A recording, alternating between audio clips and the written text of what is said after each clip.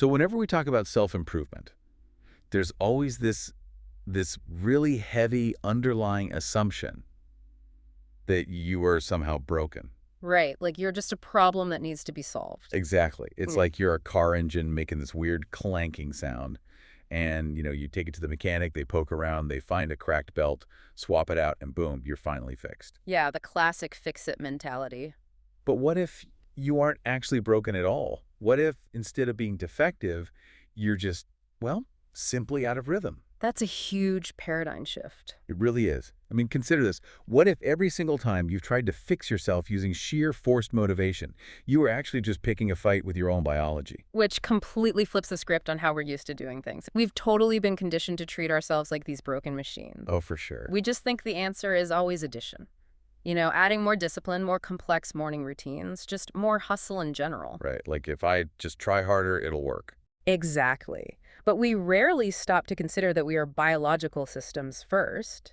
And those systems, they're governed by specific energetic laws. And that paradigm shift is exactly what we are unpacking in today's deep dive. I'm really excited for this one. Me too. We're exploring this fascinating framework laid out by Tyrone Titus Browley II in his book, Flowatious Intentional Alignment, or F.I.A. Yeah, specifically, we're looking at the section called the F.I.A. frequency, a framework for energetic clarity. Right. So our mission today is to walk you through the 7 gates of this framework. We want to understand how you can stop living on what the author calls borrowed rhythms. Borrowed rhythms, I love that term. It's so good, right? We're going to look at the actual biology of your nervous system and how you can use it to return to a life that is authentically yours. I'm really glad you emphasized the word return there. Yeah. Why is that? Well, because the core premise of the F.I.A. frequency isn't about transforming into some optimized robotic version of yourself. It's really about remembering what your baseline was before the world handed you a script of who you were supposed to be. Oh, that is such a great way to put it. Let's actually ground this in an analogy before we get too deep. Let's do it. Think about the modern pressure of self-improvement, like constantly trying to upgrade a computer's hardware. Okay, yeah. You keep buying more RAM, a faster processor, a bigger hard drive, and you're just convinced that this next purchase will finally make the machine run the way you want it to. But the hardware was never the actual problem. Exactly. The real issue is that your internal radio is just tuned to the wrong station. You're out there trying to pick up a smooth jazz broadcast on a heavy metal frequency. And all you're getting is exhausting static.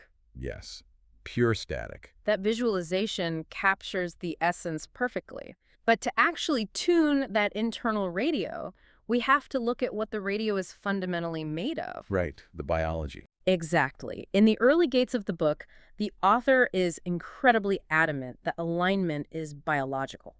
It's a physiological state. So it's not just a positive thinking exercise. No, not at all. It's not about standing in front of a mirror and reciting affirmations until you believe them. Okay, so let's break down that biology then. Let's start with the difference between your authentic rhythm and those borrowed rhythms we just mentioned. Yeah, so a borrowed rhythm is essentially the internalized voice of expectation. Like society's expectations. Right. It's the script that says, I should take this corporate job because it pays well, or I need to hit these very specific life milestones by age 30 because everyone else is doing it. So it's basically living by consensus Yeah. rather than internal resonance. Exactly. And your physical body is actually painfully aware of the difference between the two. Really? How so? Well, in the F.I.A. framework, your nervous system is referred to as your frequency body. The frequency body. Think of it as your ultimate alignment instrument. Every second of every single day, without you consciously directing it, your frequency body is scanning your environment. Oh, like a radar. Just like a radar. And it's constantly searching for 3 core signals: safety, resonance, and belonging. So if you force yourself to live by a borrowed rhythm, say staying in a relationship that drains you, or sitting in a cubicle doing work that completely goes against your core values, your body isn't just mildly annoyed by that. Not at all. It realizes your life choices are fundamentally contradicting your natural rhythm. And that contradiction is registered biologically as a threat, right? Yes. When that happens, your nervous system shifts into what the framework calls protection mode. Protection mode. And this is where you start experiencing all those classic symptoms of modern burnout. Like brain fog and chronic anxiety. Exactly. Overthinking, deep fatigue, emotional reactivity, all of it.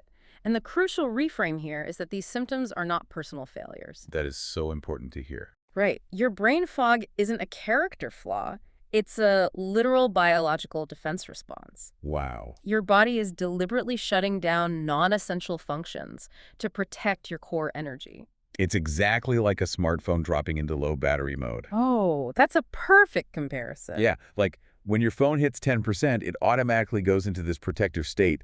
It dims the screen, it stops fetching emails in the background, it just kills all your background apps. To conserve power. Right. And in protection mode, your body is doing the exact same thing. It shuts down the background apps of creativity, intuition, and mental clarity, just so you can survive the baseline stress of living out of alignment. Which is wild when you think about it. And you can't just tap the screen and yell, "Be brighter." You have to actually plug the phone in. You have to regulate the system. Which perfectly illustrates why relying on pure motivation usually backfires. Oh, wait, really? So motivation is counterproductive here. Totally. Motivation is an attempt to override the nervous system. You're essentially trying to sprint while your body is pulling the emergency brake. Ouch. That sounds exhausting. It is. The framework argues that you cannot think your way into alignment. You must regulate your way there. Okay, that makes so much sense. Right. And conversely, when your choices actually match your authentic rhythm, your system relaxes into what's called presence mode. So the emergency brake comes off. Exactly. The brake comes off, and your clarity and vitality naturally come back online.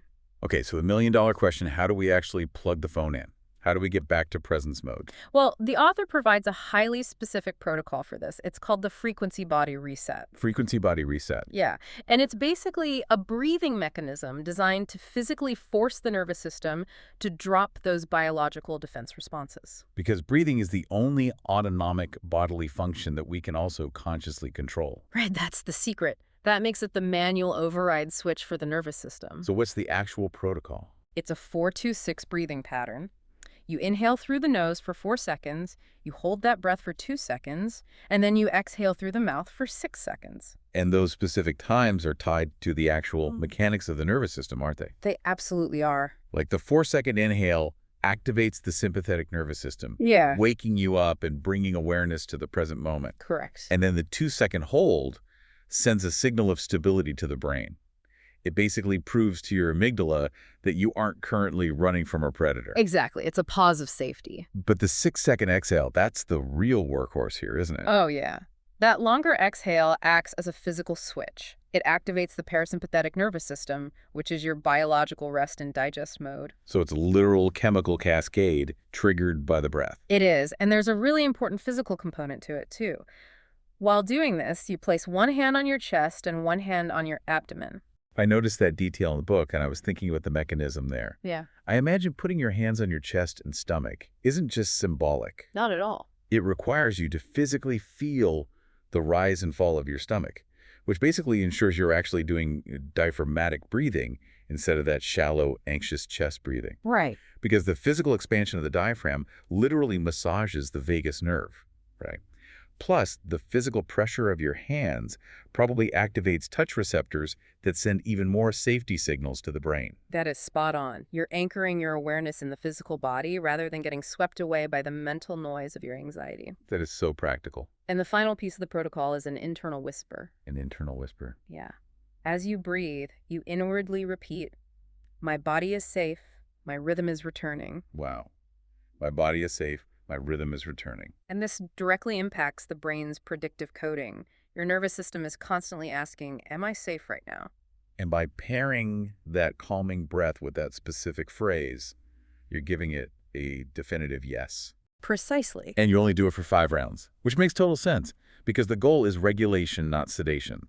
You just want to reset the instrument so you can go about your day. You don't want to put yourself into a deep sleep. Exactly. It's just a reset. But once you use this reset to pull yourself out of protection mode and into presence mode, the challenge shifts. Right, because the world is still chaotic. Exactly.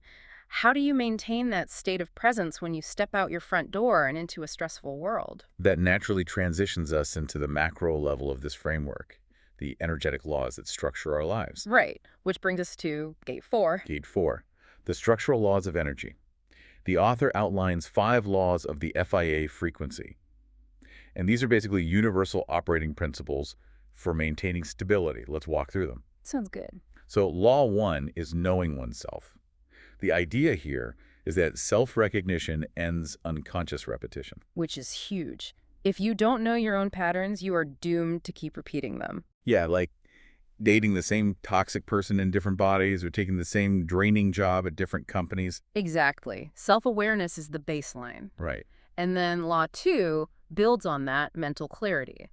And the fascinating mechanism here is that clarity is restored by subtraction, not addition. Subtraction. Yes. You have to actively remove distorted self-talk and external noise. I always picture this like trying to speed up a really sluggish computer. Hmm. You know, you don't open a new optimization program to make it run faster. Right, that just bogs it down more. Exactly. You open your task manager and force quit the 400 browser tabs you have open in the background. You just subtract the noise so the processor can finally breathe. That is such a good analogy. And that leads right into Law 3, emotional stability. Okay, how does the framework view emotions? In this framework, emotions are not obstacles to overcome or suppress. They are directional energy. Directional energy, I like that. Yeah, they're literal signals indicating whether you're moving toward or away from resonance. Oh, that makes so much sense. And then law 4 is physical fitness. Yeah.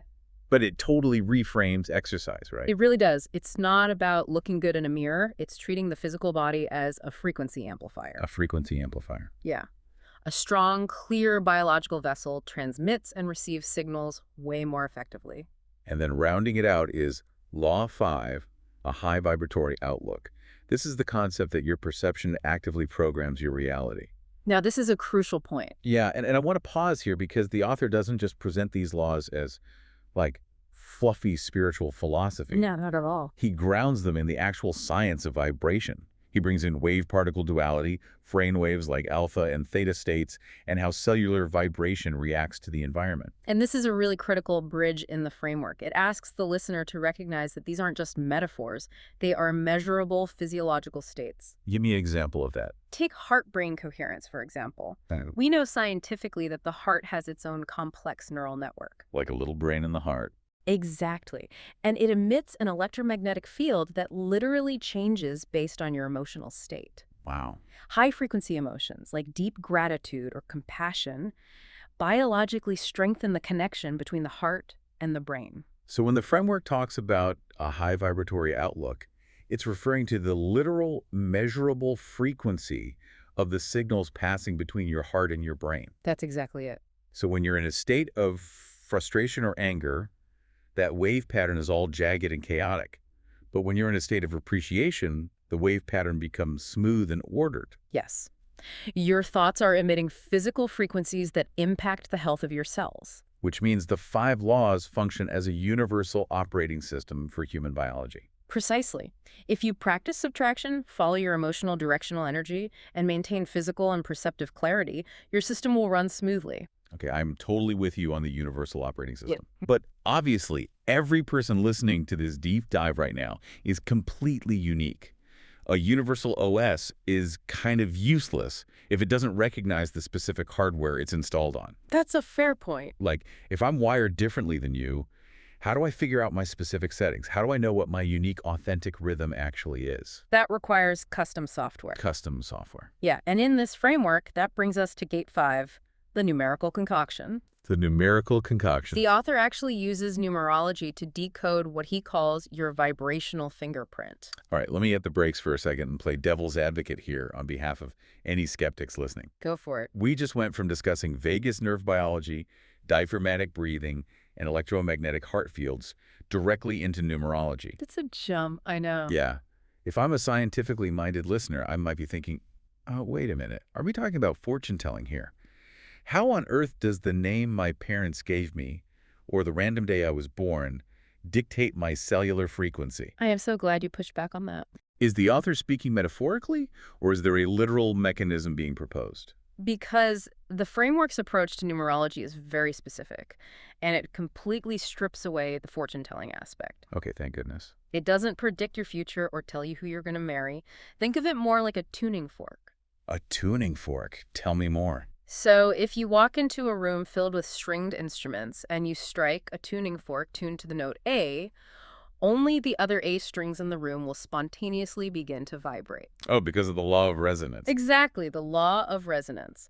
The framework suggests that everything in the universe is vibrating energy, including sound and time. Okay, tracking with you. Therefore, the exact time of your birth and the specific sonic frequencies of the name you were given represent your initial vibratory condition. I see.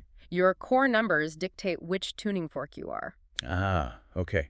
So it isn't predicting your destiny, it's providing a map of which environments and activities will make you naturally hum with resonance versus which ones will just leave you feeling flat and depleted. Exactly, it's an energetic blueprint. And the framework breaks this down into 5 core numbers. Let's go through them. You calculate them using your full birth name and your birth date. First is your life path, which represents your soul's overarching trajectory or the main lesson you're here to learn. Got it. Then you have your expression number, which points to your natural innate gifts. And then there's the soul urge, right, which is your deep internal craving. Yes. Plus your personality number, which acts as your outer aura or how others perceive you. And finally, your birthday number, which acts as a sort of divine specialty or a specific tool you have at your disposal. You got them all. And the framework also emphasizes master numbers, right? Like 11, 22, and 33. Yeah, those carry highly intense, concentrated vibrational energies. Someone with an 11 is considered a master intuitive, while a 22 is a master builder. Let's actually use the author's specific concoction to show how this connects back to the biology of the nervous system. That's a great idea. So Tyrone Titus Browley II calculates out to a double 7. Both his life path and birthday are 7s. Right. And the frequency of 7 vibrates with introspection, wisdom, and a really relentless seeking of deep underlying truth. And his soul urge is a 5, which fundamentally craves freedom, variety, and adventure. His expression is a 9, pointing toward humanitarian sharing, and his personality is a 2, which is driven by cooperation and harmony. Okay, let's apply that blueprint to a real-world scenario. Let's hear it. Let's say a listener does their math and discovers they also have a 5 soul urge, craving freedom, and a 7 life path seeking deep truth. Okay. But right now, they're listening to this deep dive while sitting in a beige, windowless cubicle, doing highly repetitive data entry for a company that actively discourages asking why. Oh man, that is where the rubber meets the road. Right. If that person tries to force themselves to be happy in that cubicle, they're living a borrowed rhythm. Because it goes against their blueprint. Exactly. Their energetic blueprint, that tuning fork that craves freedom and truth, is being forced into an environment that emits restriction and superficiality. And because of everything we learned in Gate 1, we know exactly what happens next. The nervous system scans that cubicle. Yep. It recognizes the extreme dissonance between the person's vibrational fingerprint and their environment, and it flags it as a literal biological threat. Yes, the nervous system sounds the alarm. It throws them straight into protection mode. Wow. So if you are that listener in the cubicle, your chronic brain fog and exhaustion aren't because you didn't drink enough coffee this morning. It's a biological defense mechanism against a restrictive environment. Exactly. Your numbers are essentially a cheat sheet for your nervous system's preferences. When your environment matches your blueprint, you experience physiological resonance. Man, this bridges the theory perfectly. It really brings it all together. But understanding your blueprint is fascinating, but a map is useless if you don't actually walk the territory. Very true. We have to transition from learning about our frequency to actually integrating it into a daily lived experience. And that brings us to the culmination of the framework in Gate 6 and 7, daily integration in the oath. Yeah, the ultimate outcome the author points us toward in Gate 6 is called energetic clarity. Energetic clarity. This is the state where your life effortlessly organizes around your core frequency. And it's upheld by 4 pillars: mental, emotional, physical, and outlook. And to maintain those pillars, you can't just hope for the best. You need structure. Right. And the author provides that structure through the daily alignment flow, which basically breaks your day into 3 distinct phases. First is rising. Yes. Instead of waking up and immediately doom scrolling, you activate your system. You perform the frequency body reset, that 4-2-6 breathing we discussed earlier. And you set one single intention for the day. Then you move into the midday phase, which is all about stabilization. Right. The framework suggests intentionally drinking water. And not just for hydration, but because water actually conducts electrical energy in the body. Oh, interesting. And as you do, you perform a state check. You pause and ask yourself, am I currently in presence mode, Or have I slipped into protection mode? Just a quick check-in. And finally, you have the evening phase, which is focused on recalibration. Before sleep? Right. Before sleep, you intentionally let go of a mental weight you've been carrying. You practice gratitude to smooth out that heart-brain wave pattern we talked about. And you do a final frequency body reset. What you are doing with this daily alignment flow is creating reliable touch points of safety for your nervous system throughout the entire day. You're just constantly anchoring yourself back to resonance. Exactly. And all of this preparation leads directly to Gate 7, the Oath of Alignment. Ah, the oath. This is the bridge from learning to living. It's a spoken declaration, including phrases like, I choose alignment over distortion, and I choose my authentic rhythm. It's powerful. When I read this section, I was really struck by how different this feels from a typical New Year's resolution. Really? Well, a resolution usually relies on grit and self-judgment. It's you saying, I am flawed, my habits are bad, and I'm going to force myself to change through sheer willpower. Right, it's very punitive. Exactly. It's an adversarial relationship with yourself. But the Oath of Alignment feels entirely different. It feels more like legally claiming an inheritance that was already yours. Oh, I love that. You aren't forcing a change upon yourself. You're just stepping into an ownership you forgot you had. That is such a profound way to frame it.